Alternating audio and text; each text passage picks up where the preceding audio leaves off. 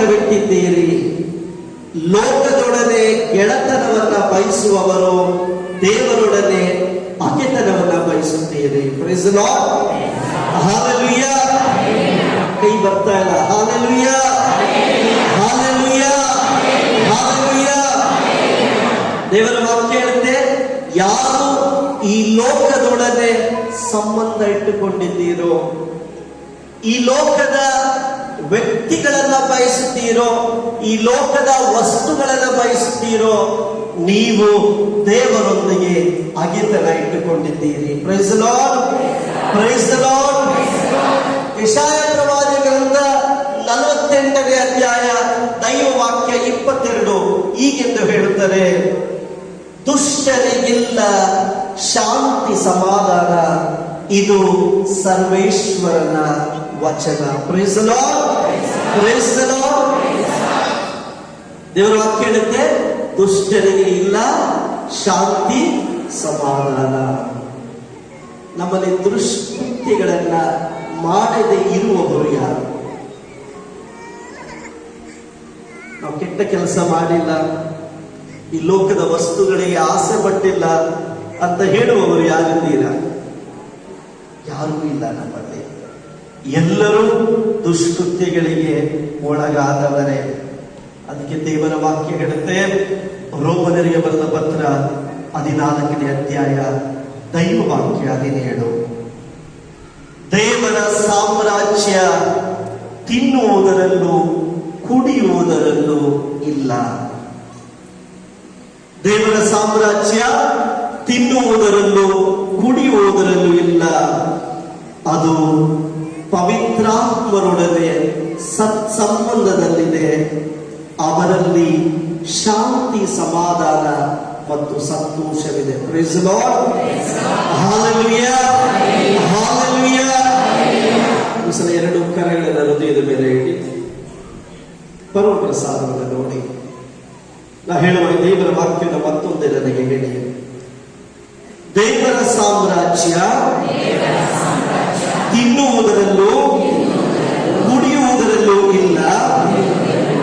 ಪವಿತ್ರಾತ್ಮ ಅವರೊಂದಿಗೆ ಸತ್ಸಂಬಂಧದಲ್ಲಿ ಶಾಂತಿ ಸಮಾಧಾನ ಮತ್ತು ಸಂತೋಷ ಅಡಗಿದೆ.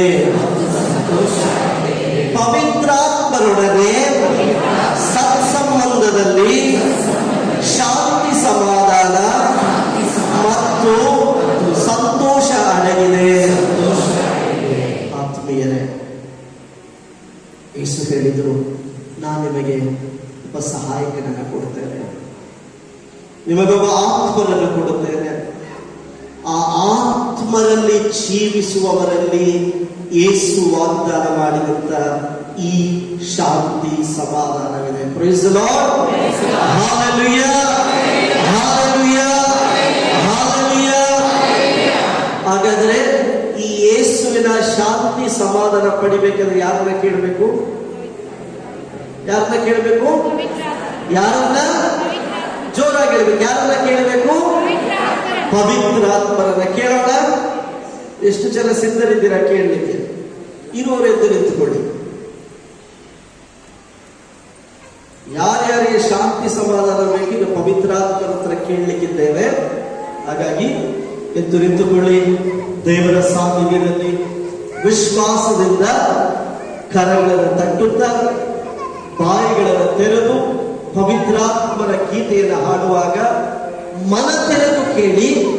ಈ ಕ್ಷಣ ದೈವ ಪ್ರಸನ್ನತೆಯಲ್ಲಿ ನಿಮ್ಮ ಕುಟುಂಬಗಳಲ್ಲೂ ನಿಮ್ಮ ಹೃದಯಗಳಲ್ಲೂ ಯೇಸು ವಾಗ್ದಾನ ಮಾಡಿದ ಸಮಾಧಾನ ತುಂಬಿಕೊಳ್ಳಲಿದೆ. Praise the Lord. Hallelujah, hallelujah. ಈಗ ನೀವು ತಟ್ಟುವ ಚಪ್ಪಾಳೆ ನಿಮ್ಮ ಪ್ರಾರ್ಥನೆ ಆಗಬೇಕು. ನೀವು ಹಾಡುವ ಹಾಡು ಪ್ರಾರ್ಥನೆ ಆಗಬೇಕು.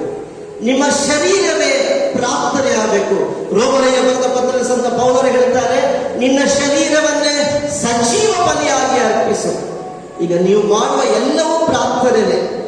ಆದ್ರಿಂದ ಸಂಪೂರ್ಣವಾಗಿ ದೇವರಿಗೆ ಸಮರ್ಪಿಸಿಕೊಡಿ. ಈಗ ಯಾಜಕರು ನಿಮ್ಮ ಮೇಲೆ ಪವಿತ್ರ ತೀರ್ಥವನ್ನು ಪ್ರೋಕ್ಷಿಸುತ್ತಾರೆ. ಈ ತೀರ್ಥ ದೇವರ ಪರಿಶುದ್ಧ ರಕ್ತವಾಗಿದೆ. ಈ ಜಲವು ನಿಮ್ಮನ್ನು ಶುದ್ಧೀಕರಿಸಲಿದೆ. ವಿಶ್ವಾಸದಿಂದ ಚಪ್ಪಾಳೆಗಳನ್ನು ತಟ್ಟುತ್ತಾ ದೇವರ ಮಹಿಮೆಗಾಗಿ ಆತ್ಮರಲ್ಲಿ ಯೇಸು ಹೇಳಿದ ಶಾಂತಿಗಾಗಿ ಪ್ರಾರ್ಥಿಸೋಣ.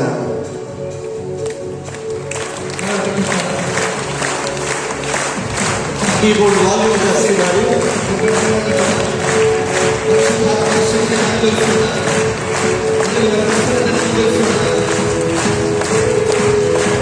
ಜೋರಾಗಿ ಚಪ್ಪಾಳೆ. ಪ್ರಭುವಿಗೆ ಮಹಿಮೆಗಾಗಿ. Keyboard volume.